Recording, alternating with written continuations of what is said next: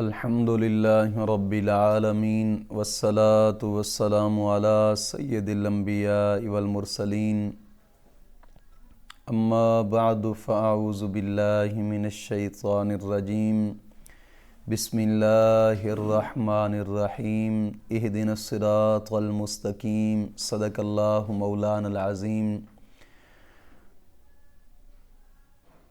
روحانی پاورفل وظائف میں سے آج ایک اہم سبق دوستوں کی نظر کرنا ہے، جو کہ شب برات کی ایک خاص تسبیح ہے جو دوستوں کی نظر کرنی ہے۔ دوستو، یہ رات بڑی فضیلت والی رات ہے، بہت ہی فضیلت والی رات۔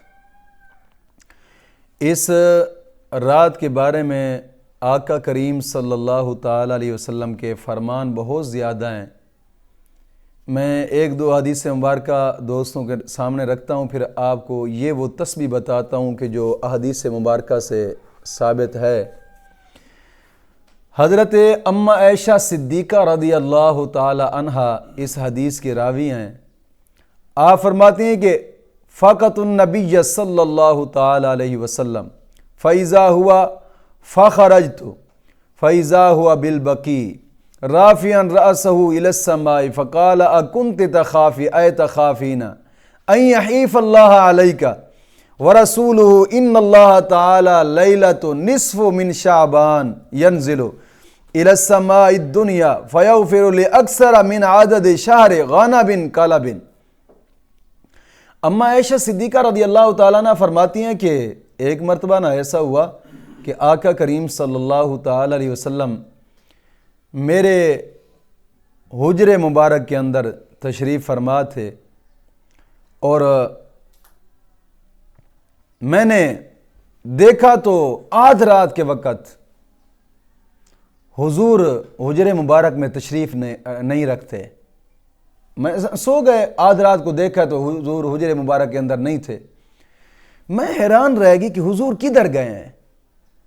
کہتی ہے کہ میں جب حجر مبارک سے باہر نکلی اور دیکھا تو حضور جنت البقیع کی طرف گئے ہیں، وہیں پہ کھڑے ہیں۔ فَإِذَا هُوَ رَافِعًا رَأْسَهُ إِلَى السَّمَاءِ، کہ آقا کریم صلی اللہ تعالی علیہ وسلم نے اپنا سر مبارک آسمان کی طرف کیا ہوا ہے، آسمان کی طرف دیکھ رہے ہیں۔ میں نے پوچھا یا رسول اللہ صلی اللہ علیہ وسلم، خیریت ہے؟ آدھ رات کو آپ جنت البقیع کی طرف نکل آئے۔ آقا کریم صلی اللہ علیہ وسلم نے فرمایا، آیا عائشہ تجھے پتہ نہیں ہے کہ آج شب برات کی رات ہے، 15 شعبان کی رات ہے؟ یہ وہ رات ہے کہ جس میں 1,24,000 کم بیش پیغمبر بھی اس رات کو جاگتے تھے، اپنے رب کی بارگاہ میں مانگا کرتے تھے، اور ہر مسلمان کو چاہیے کہ وہ اس رات کو اپنے رب کی بارگاہ میں مانگا کرے۔ وہ مغفرت مانگتا ہے، مولا کریم اس کو مغفرت کرے گا۔ وہ رزق مانگتا ہے، مولا کریم اس کو رزق عطا فرمائے گا۔ وہ مشکلات دور کرنا چاہتا ہے، اپنی مولا کریم اس کی مشکلات دور فرمائے گا۔ یعنی دل کی جائز نیک حاجت جو بھی مانگتا ہے، مولا کریم اس کی وہ حاجتیں بھی قبول فرمائے گا۔ اور پھر فرمایا الی السماء الدنیا فیغفر لاکثر من عدد شہر غنم کلب۔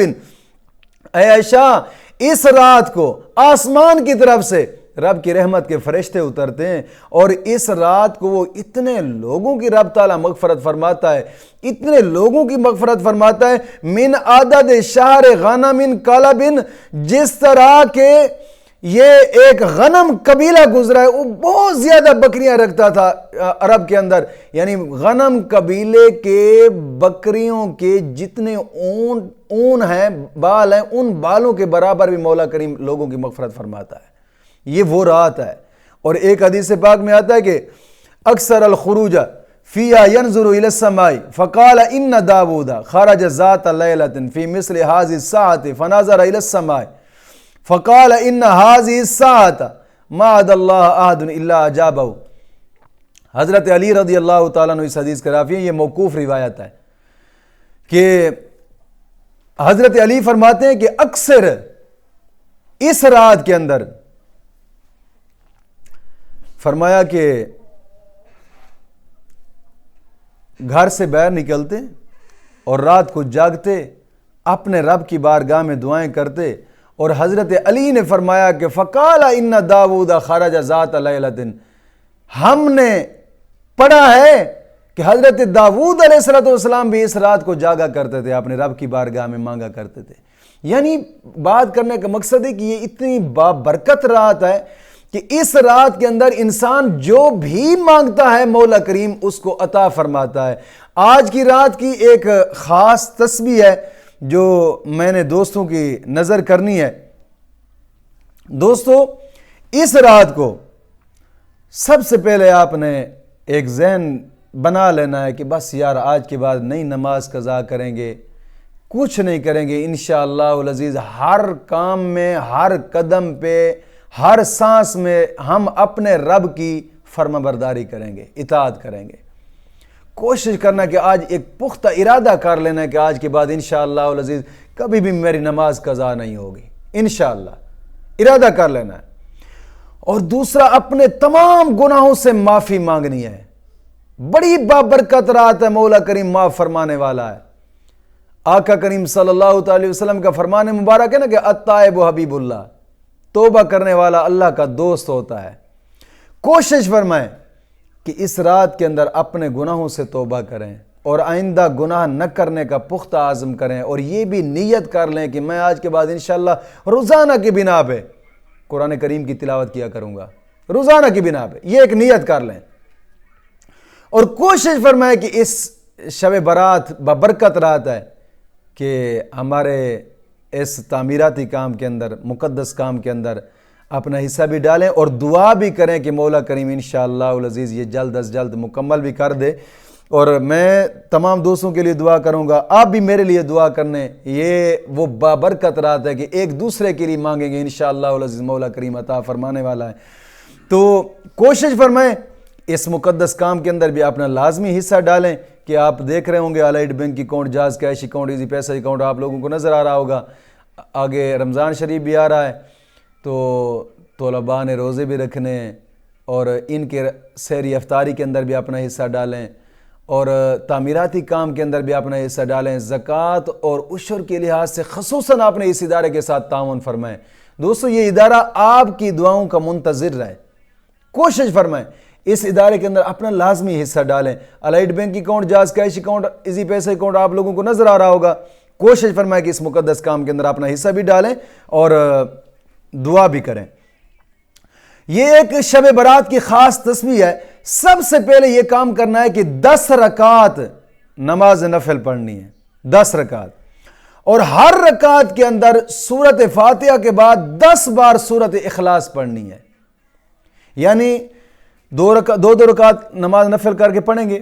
پہلی رکعت کے اندر سبحانک اللہم، دوسری الحمد شریف، پھر الحمد شریف کے بعد 10 بار سورۃ اخلاص پڑھیں، رکوع سجود کریں، پھر دوسری رکعت پڑھیں الحمد شریف، اور الحمد شریف کے بعد 10 بار سورۃ اخلاص پڑھیں، رکوع سجود کرنے کے بعد التحیات، سلام پھیریں گے، 2 رکعت مکمل ہو جائیں گی۔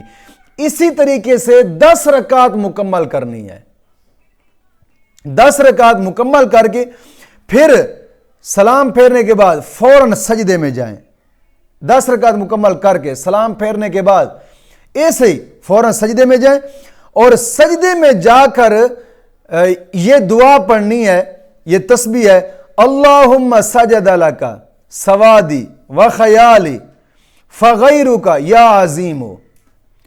یہ تسبیح سجدے میں جا کر آپ نے 100 مرتبہ پڑھنی ہے۔ پڑھنے کے بعد پھر اپنے رب کی بارگاہ میں ہاتھ اٹھا لیں، آپ جو بھی مانگیں گے مولا کریم عطا فرمائے گا۔